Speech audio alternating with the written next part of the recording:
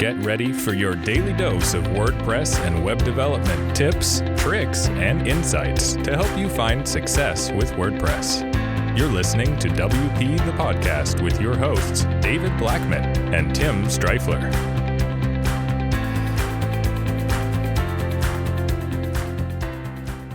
Hey everybody, welcome to another episode of WP the Podcast, brought to you by WP Gears. I'm David Blackman. And I'm Tim Streifler. Today we're going to talk about BigCommerce. It's an e-commerce solution, and we're going to talk about having it on your WordPress website. Is it a good idea? Obviously, WooCommerce is owned by Automatic, the same company that owns WordPress. WooCommerce is the number one e-commerce platform in the world.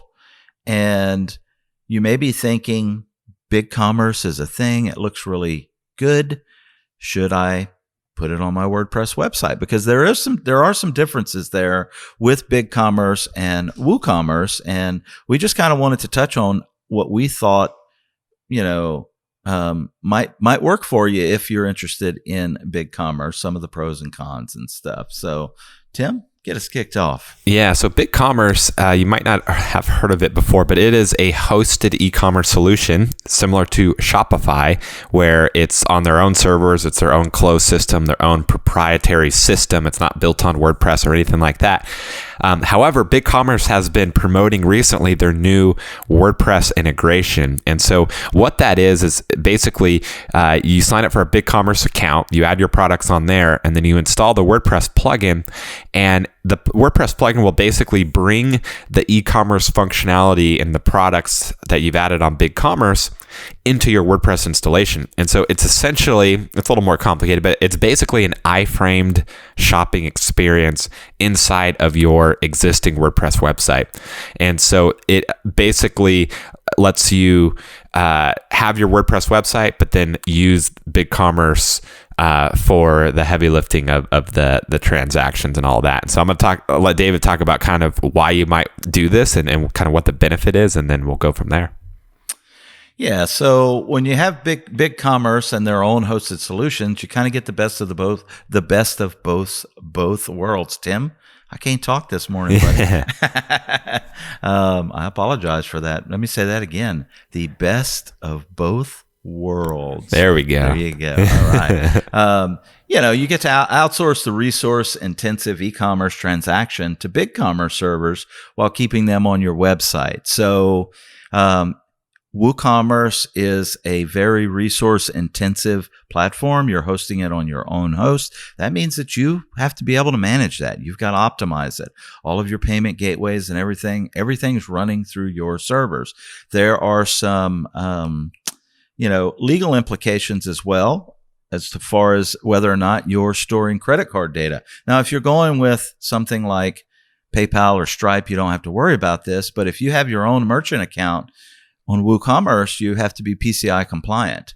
And there are some pretty strict laws that you have to be aware of when you run an e-commerce platform, because you've got customers' very, sensitive information that you've got to protect. There's hackers out there that would love to have this information. So one of the benefits of BigCommerce, for example, is they handle all of that. They've got the resources, no matter how big your e-commerce store is, no matter how much traffic you get, they're going to set it up and optimize it for you. They're going to handle all of the legal PCI compliance issues that maybe you need to cover. Whereas with WooCommerce, you're responsible for it all, unless you're using something like a PayPal or Stripe or Square or something like that handles all of the transactions are handled on their servers and stuff. So there's a lot more that we could dive into and go really, really deep down rabbit holes with this. But I think the most important thing is the resources. Is it going to, slow your website down? Our customer's going to have a great user experience, and, protecting users' data is hugely important. Yeah, definitely. There was someone in one of the Divi Facebook groups recently that talked about Divi and WooCommerce, if it could handle a large store.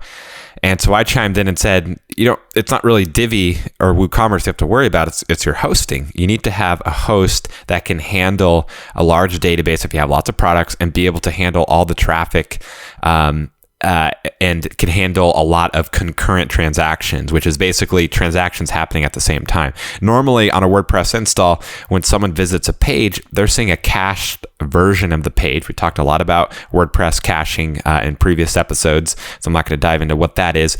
But with a transaction that's happening through WooCommerce or another WordPress plugin, it's not being able to serve a cached version. That has to be uncached for that transaction to happen. It has to hit your database and do other things. And so you need really good hosting. So if you're someone that, okay, you're using WordPress, you love WordPress, but you want to sell products, but you don't really want to have to worry about scaling in terms of the e-commerce side of things, you want just to let someone else handle it, then the BigCommerce WordPress integration might be a good fit for you, because you can add your products there, bring them in through their WordPress integration, but let the transaction happen. You're basically outsourcing that resource-intensive transaction process that normally you would need really good hosting for. Absolutely. Well, I think we've covered it pretty much. So, Tim, what is our conclusion? BigCommerce on WordPress? Is it a good idea? I think it's a good idea if you're someone that doesn't want to worry about all the hosting implications that come with a high-traffic e-commerce site. I totally agree. And if you have your own in-house staff and team that can handle the hosting side of things and the security and everything that we've kind of briefly mentioned, then, let's go with WooCommerce. And that way you're not paying, a company like BigCommerce on a monthly basis to use their platform and stuff. All right. Tomorrow we've got another great topic. Should you use pop-ups on your website? Tim? Until tomorrow, we'll see you then. Take care. Bye-bye. We've come to the end of today's episode of WP the Podcast. Join us tomorrow for more daily tips and strategies designed to help you run your WordPress business toward success. Remember to subscribe to WP the Podcast so you can stay up to date with each episode. And don't forget to rate and review us. We'll see you again tomorrow right here on WP the Podcast.